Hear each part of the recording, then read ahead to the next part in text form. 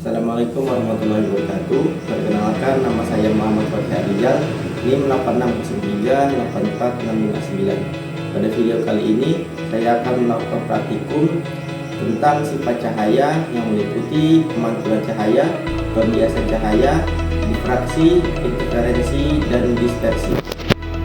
Alat dan bahan yang saya gunakan pada praktikum kali ini adalah cermin cekung, lensa cembung, kaset, kertas yang sudah dilubangi, lilin, cermin, penggaris busur, dan senter.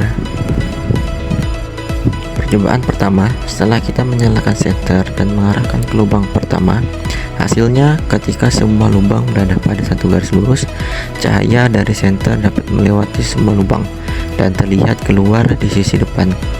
Berkah cahaya tampak jelas dan lurus. Oleh karena itu, ini menunjukkan bahwa cahaya hanya bisa melewati lubang yang berada pada satu garis. Jadi, cahaya bergerak dalam garis lurus, bukan berbelok ataupun membengkok. Percobaan selanjutnya, cahaya yang datang pada sudut 30 derajat akan dipantulkan pula pada sudut 30 derajat. Pada sudut 45 derajat, pantulannya juga membuat sudut 45 derajat terhadap garis normal.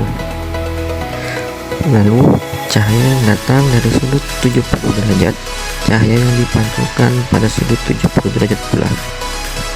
Dan yang terakhir, sudut datang 90 derajat menghasilkan sudut pantul 90 derajat.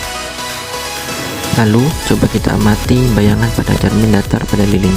Saat lilin diletakkan pada cermin datar, jaraknya 15 cm, terlihat bahwa bayangan lilin pada jarak yang sama di belakang cermin. Ketika lilin kita geser ke kiri dan ke kanan, maka bayangan lilin juga ikut bergeser ke arah yang sama. Perpindahan bayangan selalu mengikuti posisi lilin secara tepat.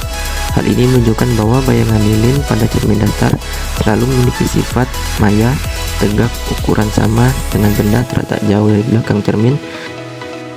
Pada pengamatan cermin cekung ini, jarak benda 5 cm dan jarak bayangan 8 cm menghasilkan bayangan yang tampak lebih besar, tegak, dan bersifat maya karena benda berada di depan titik fokus cermin.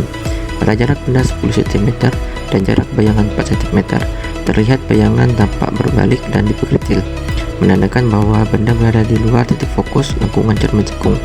Sementara pada benda yang berjarak 20 cm dan jarak bayangan 2 cm, terlihat bahwa bayangan menjadi semakin kecil dan tetap berbalik. Dengan bantuan loop, terlihat bahwa setiap sinar yang datang akan dipantulkan seolah-olah berasal dari satu titik di belakang cermin, yang disebut titik fokus maya. Berbeda dengan cermin datar dan cermin cekung, cermin cembung selalu memantulkan cahaya dengan cara menyebarkan sinar pantul. Akibatnya bayangan yang terlihat melalui loop tampak maya, tegak, diperkecil, dan terletak di belakang cermin. Berikutnya, kita melakukan percobaan sederhana mengenai pembiasan cahaya menggunakan air dan sebuah pensil. Saat pensil dimasukkan ke dalam gelas berisi air, terlihat bahwa pensil tampak patah, terputus, atau bergeser dari permukaan air. Ini terjadi karena cahaya yang berasal dari bagian pensil dalam air harus melewati dua medium yang berbeda, yaitu air dan udara. Ketika cahaya berpindah dari air ke udara, kecepatannya pun berubah dan terjadi pembelokan. Ini yang disebut dengan pembiasan. Percobaan pertama yaitu difraksi.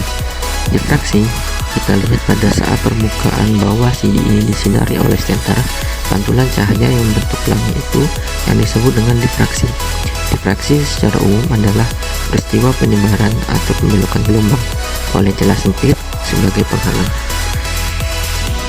Percobaan yang kedua yaitu interferensi. Interferensi kita perhatikan pada saat kaset disinari oleh cahaya, permukaan bawah CD memunculkan warna pelangi. Warna pelangi yang terdapat pada permukaan luar kaset itu yang disebut dengan peristiwa interferensi. Jadi interferensi adalah peristiwa penggabungan dua gelombang cahaya atau lebih akibat adanya celah ganda yang saling bertabrakan. Percobaan yang ketiga yakni dispersi. Kita amati cahaya yang ada pada kertas setelah disinari oleh cahaya. Kita perhatikan di kertas ada warna pelangi yang terbentuk. Warna itu merupakan peristiwa dispersi. Dispersi adalah penguraian cahaya karena adanya gelombang yang mengalami perubahan bentuk ketika melewati suatu medium yang berbeda, yaitu medium berupa air yang kurang rapat ke medium kertas yang sangat rapat.